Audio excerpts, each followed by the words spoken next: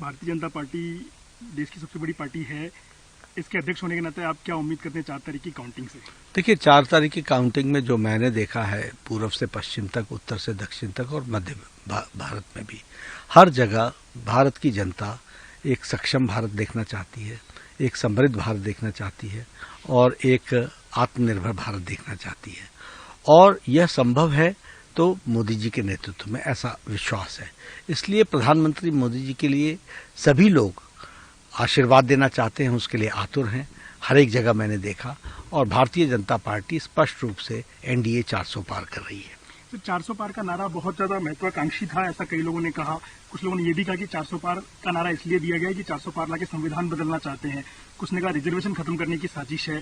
तो इन सारी चीजों को बीजेपी ने काउंटर किया, आपको लगता है कहीं ना कहीं 400 पार का लक्ष्य जो बात हुई उसका एक परसेप्शन जो बिल्डअप किया उसका नुकसान थोड़ा बहुत आपको हुआ? नहीं, देखिए क्या होता है कि सारा देश 400 पार पर डिस्कशन कर रहा है।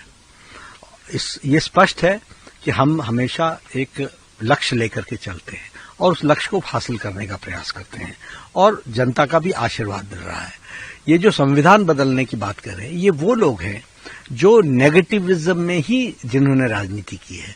उनसे अपना तो कुछ होता नहीं है, अपने तो बारे में तो कुछ कह नहीं सकते कि हम ये कमा करके लाएंगे, हम ये आगे बढ़ेंगे।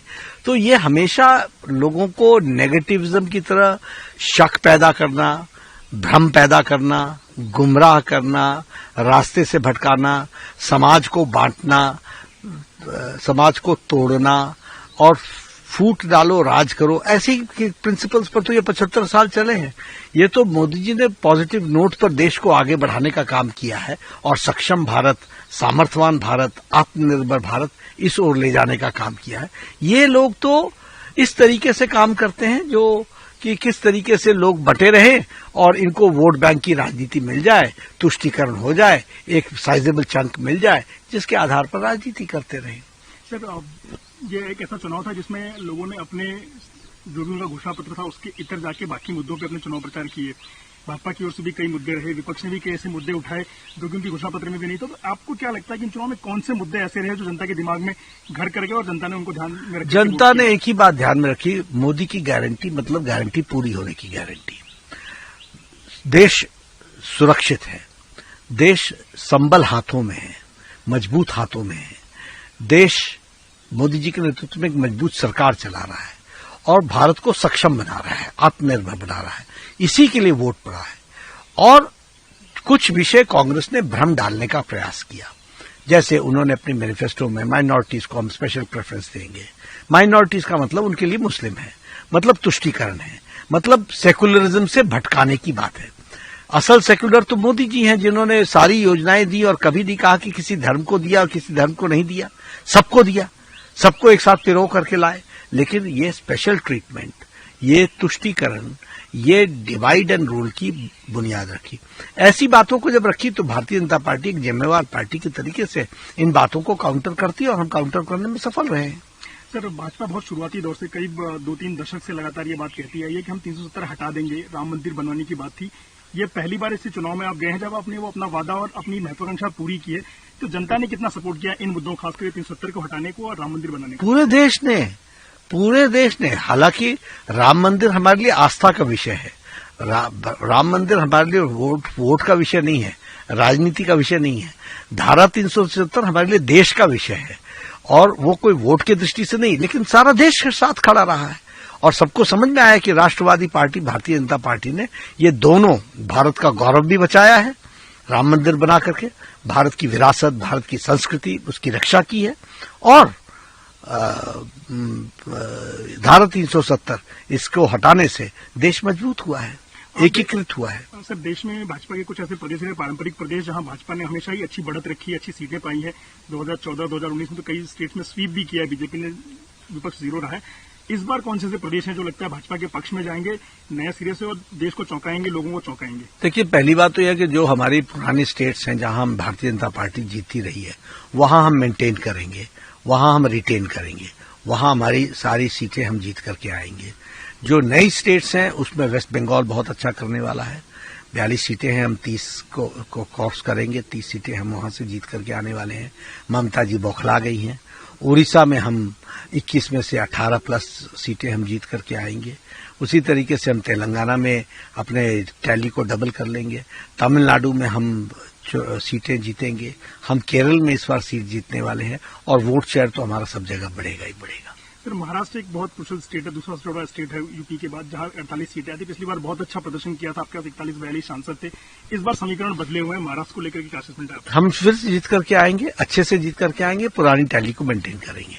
और सर, बंगाल में कई चीजों की चर्चा हुई, क्योंकि हमेशा से ही ममता बनर्जी सबसे मुखर रही है, इंडिया अलायंस में भी उन्होंने बहुत अग्रणी भूमिका ली थी। तो बंगाल का जो चुनाव आपको क्या लगता है, समीकरण कहाँ बदल गए हैं इस बार लोकसभा? पिछली बार से इस बार आप कह रहे हैं कि ज्यादा नंबर आएंगे, तो क्या कारण रहे पिछले 5 साल में? ध्यान में आ गया कि ममता जी जिन बातों के लिए जानी जाती थी, वो जानी जाती थी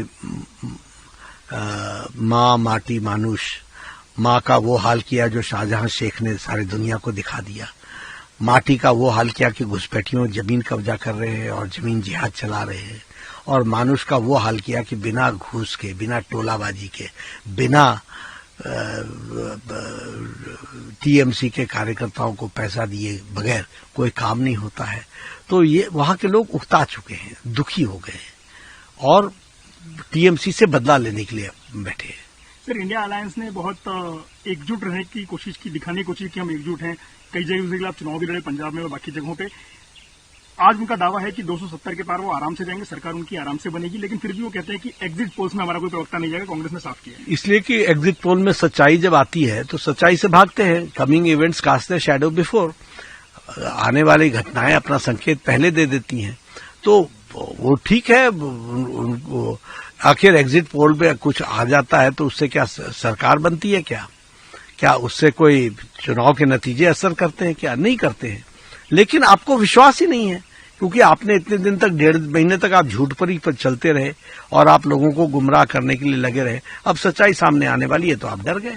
सर, जो एकजुटता का दावा किया जाता है इंडिया अलायंस के, तो पिछले 1 साल से आपका उनको लेकर क्या अवलोकन रहा और क्या महसूस करते हैं? जिस तरीके से वो बयानबाजी भी करते रहे, साथ में भी रहे, चुनाव भी साथ में लड़ रहे हैं, कई सीटों पे अलग अलग भी जा रहे हैं, तो आपका खुद का अनुभव क्या है उनके 1 साल के? ऐसा है, देखिए, उनके बारे में आप बड़े स्पष्ट शब्दों में आप देखते हैं कि आज इंडिया अलायंस की बैठक होगी, साथ में नीचे आता है ममता नहीं आएगी, फलाने नहीं आएंगे, धमकाने नहीं आएंगे।